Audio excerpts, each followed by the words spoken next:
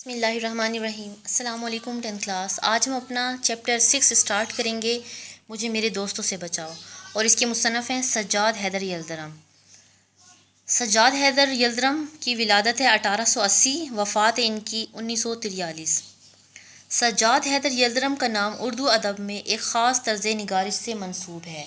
خاص طرز نگارش یعنی خاص انداز میں لکھنے کا طریقہ، یعنی یہ اردو ادب میں ایک خاص انداز سے لکھتے تھے۔ انہوں نے علی گڑھ کالج میں تعلیم پائی۔ پہلے نواب اسماعیل خان تعلقہ دار یعنی زمیندار میرٹھ، اور پھر مہاراجہ صاحب محمود آباد کے پرائیویٹ سیکرٹری رہے۔ سیکرٹری کہتے ہیں کہ کسی کی طرف سے ایسا عہدیدار جو اس کی طرف سے جو ہے وہ کام سر انجام دیتا ہے۔ تو یہ پہلے تو نواب اسماعیل خان اور پھر اس کے بعد مہاراجہ صاحب محمود کے پرائیویٹ سیکرٹری رہے تھے۔ اس کے بعد گورنمنٹ کے اسسٹنٹ پولیٹیکل ایجنٹ یعنی اے پی اے یعنی اسسٹنٹ پولیٹیکل ایجنٹ فاٹا میں تعینات کیے گئے تھے، اور اس کے بعد برطانوی سفارت خانے بغداد میں بھی کام کرتے رہے۔ برطانوی انگریزی سفارت خانہ کہتے ہیں کہ کسی سفارت خانے سے مراد ہے کہ وہ عمارت جس میں سفیر اور اس کے عملے نے اپنا دفتر بنا رکھا ہو۔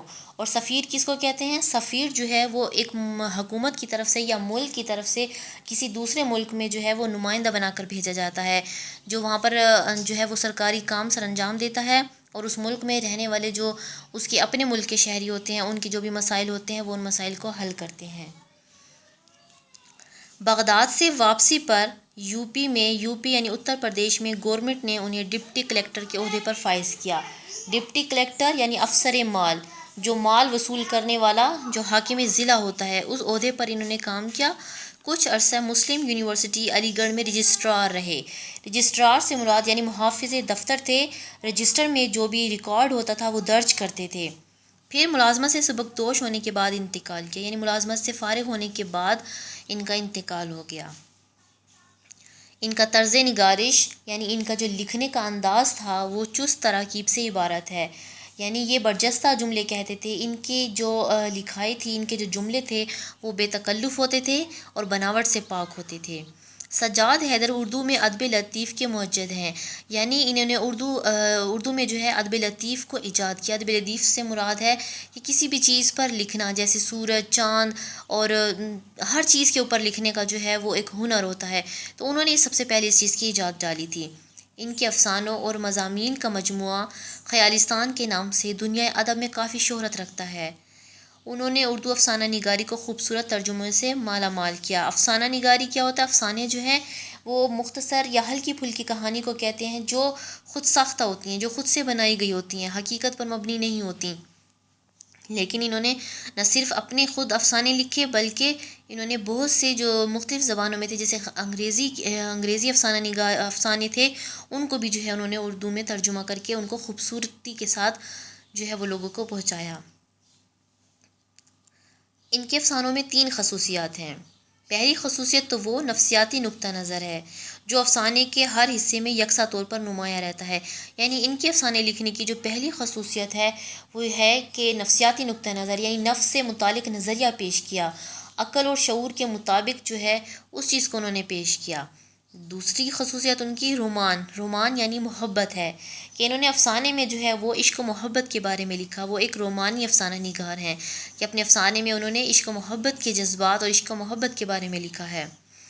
خیالی پیکر بنانے اور اس کے گرد رومانی فضا پیدا کرنے میں انہیں خاص کمال حاصل ہے، یعنی افسانے میں انہوں نے اس خوبصورتی کے ساتھ لکھا کہ پڑھنے والے کو جو ہے وہ خود بخود جو کریکٹرز ہیں اس افسانے میں، وہ تمام کے تمام تصویر جو ہے خیالی تصویر ان کے سامنے آ جاتی ہے، اور اس میں پھر انہوں نے محبت کی فضا پیدا کر کے جو ہے وہ افسانوں کو اور بھی بلند مقام دیا ہے۔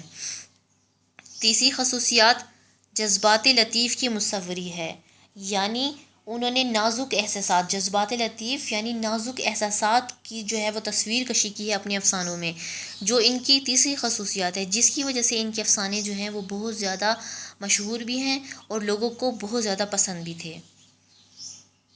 انہی خصوصیات نے سجاد حیدر کو 20ویں صدی کا شگفتہ قلم کار اور ادیب بنایا، یعنی شگفتہ قلم نگار، شائستگی سے لکھنے والا، اور